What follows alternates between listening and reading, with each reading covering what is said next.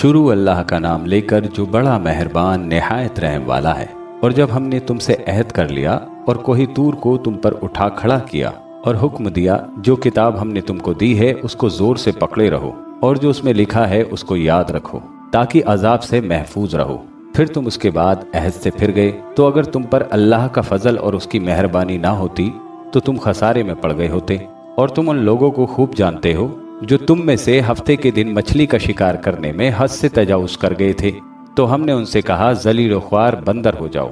और इस किस्से को उस वक्त के लोगों के लिए और जो उनके बाद आने वाले थे इबरत और परहेजगारों के लिए नसीहत बना दिया। और जब मूसा ने अपनी कौम के लोगों से कहा कि अल्लाह तुमको हुक्म देता है कि एक बैल ज़बा करो, वो बोले क्या तुम हमसे हंसी करते हो? मूसा ने कहा कि मैं अल्लाह की पनाह मांगता हूँ कि नादान बनूं। उन्होंने कहा कि अपने परवरदिगार से इल्तिजा कीजिए कि वो हमें ये बताए कि वो बैल किस तरह का हो। मूसा ने कहा परवरदिगार फरमाता है कि वो बैल ना तो बूढ़ा हो और ना बछड़ा, बल्कि उनके दरमियान यानी जवान हो। तो जैसा तुमको हुक्म दिया गया है वैसा करो। उन्होंने कहा कि अपने परवरदिगार से दरख्वास्त कीजिए कि हमको ये भी बता दे कि उसका रंग कैसा हो। मूसा ने कहा परवरदिगार फरमाता है कि उसका रंग गहरा जर्द हो कि देखने वालों के दिल खुश कर देता हो। उन्होंने कहा कि अपने परवरदिगार से फिर दरख्वास्त कीजिए कि हमको बता दें कि वो और किस किस तरह का हो, क्योंकि बहुत से बैल हमें एक दूसरे के जैसे मालूम होते हैं और अल्लाह ने चाहा तो हमें ठीक बात मालूम हो जाएगी। मूसा ने कहा कि अल्लाह फरमाता है कि वो बैल काम में लगा हुआ ना हो,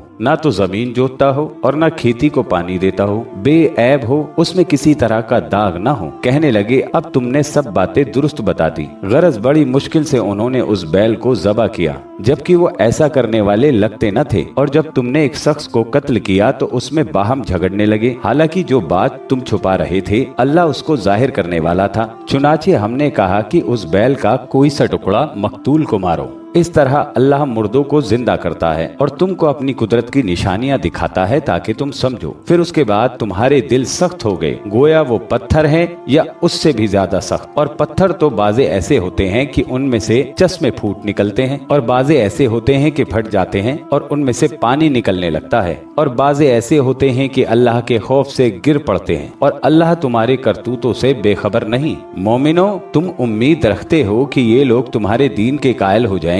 हालांकि इनमें से कुछ लोग कलामुल्लाह यानी तौरात को सुनते, फिर उसके समझ लेने के बाद उसको जानबूझकर बदल देते रहे हैं। और ये लोग जब मोमिनों से मिलते हैं तो कहते हैं हम ईमान ले आए हैं, और जिस वक्त तन्हाई में एक दूसरे से मिलते हैं तो कहते हैं जो बात अल्लाह ने तुम पर जाहिर फरमाई है वो तुम उनको इसलिए बताए देते हो कि कयामत के दिन उसी हवाले से तुम्हारे परवरदिगार के सामने तुमको इल्जाम दें। क्या तुम समझते नहीं? क्या ये लोग ये नहीं जानते कि जो कुछ छुपाते और जो कुछ जाहिर करते हैं अल्लाह को सब मालूम है? और बाज उनमें अनपढ़ हैं कि अपनी आरजू के सिवा अल्लाह की किताब से वाकिफ नहीं है और वो सिर्फ अटकलों से काम लेते हैं। उन लोगों पर अफसोस है जो अपने हाथ से किताब लिखते हैं और कहते हैं कि ये अल्लाह के पास से आई है ताकि उसके एवज थोड़ी सी कीमत यानी दुनियावी मुनाफा हासिल करें। तो उन पर अफसोस है इसलिए कि बेअसल बातें अपने हाथ से लिखते हैं, और फिर उन पर अफसोस है इसलिए कि ऐसे काम करते हैं और कहते हैं कि दोज़ख की आग हमें चंद रोज के सिवा छू ही नहीं सकेगी। इनसे पूछो क्या तुमने अल्लाह से इकरार ले रखा है कि अल्लाह अपने इकरार के खिलाफ नहीं करेगा,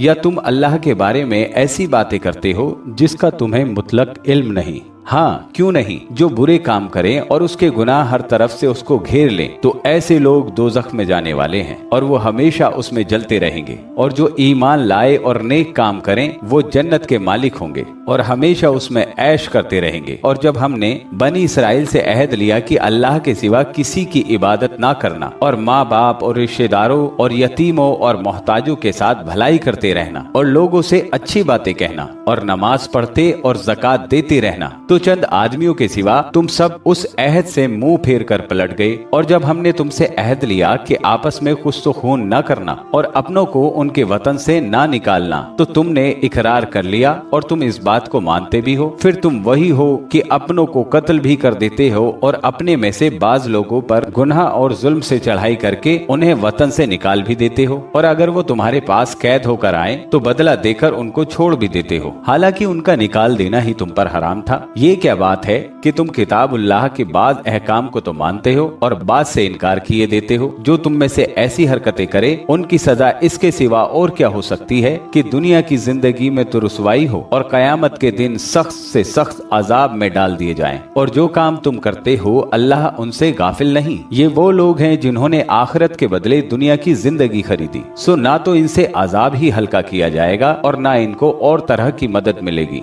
और हमने मूसा को किताब इनायत की और उनके पीछे एक के बाद दूसरे पैगंबरों को भेजते रहे और ईसा इब्ने मरियम को खुले निशानात बख्शे और रूहुल कुदूस यानी जिब्रील से उनको मदद दी। तो क्या ऐसा है कि जब कोई पैगंबर तुम्हारे पास ऐसी बातें लेकर आए जिसको तुम्हारा जी नहीं चाहता तो तुम शर्कस हो जाते रहे और एक गिरोह अंबिया को झुठलाते रहे और एक गिरोह कत्ल करते रहे और कहते हैं कि हमारे दिलों पर पर्दे हैं। नहीं, बल्कि अल्लाह ने उनके कुफ्र के सबब उन पर लानत कर रखी है। बस ये थोड़े ही पर ईमान लाते हैं।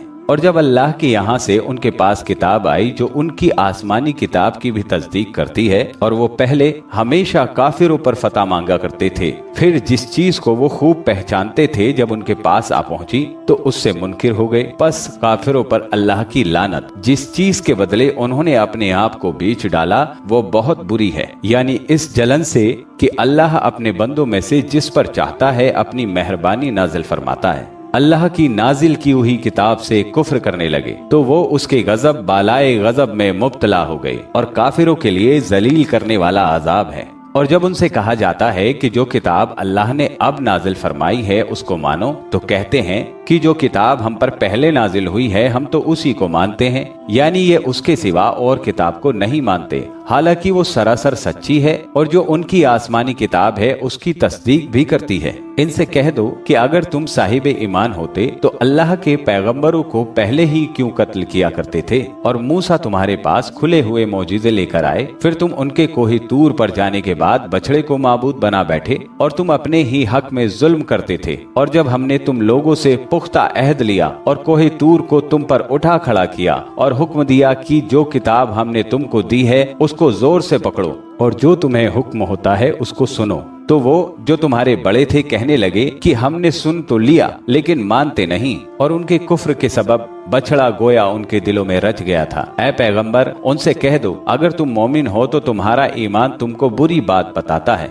कह दो कि अगर आखिरत का घर और लोगों यानी मुसलमानों के लिए नहीं और अल्लाह के नजदीक तुम्हारे ही लिए मंसूख है, तो अगर सच्चे हो तो मौत की आरजू तो करो और उन आमाल की वजह से जो इनके हाथ आगे भेज चुके हैं ये कभी उसकी आरजू नहीं करेंगे और अल्लाह जालिमों से खूब वाकिफ है। और इनको तुम और लोगों से ज्यादा जिंदगी के हरीस देखोगे, यहाँ तक कि मुशरिकों से भी बढ़कर। इनमें से हर एक यही ख्वाहिश करता है कि काश वो 1000 बरस जीता रहे, मगर इतनी लंबी उम्र उनको मिल भी जाए तो उसे अजाब से तो नहीं छुड़ा सकती। और जो काम ये करते हैं अल्लाह उनको देख रहा है। कह दो कि जो शख्स जिब्रील का दुश्मन हो उसको गुस्से में मर जाना चाहिए, क्योंकि उसने तो ये किताब अल्लाह के हुक्म से तुम्हारे दिल पर नाजिल की है जो पहली किताबों की तस्दीक करती है और ईमान वालों के लिए हिदायत और बशारत है। जो शख्स अल्लाह का और उसके फरिश्तों का और उसके पैगंबरों का और जिब्रील और मीकाईल का दुश्मन हो तो ऐसे काफिरों का अल्लाह दुश्मन है। और हमने तुम्हारे पास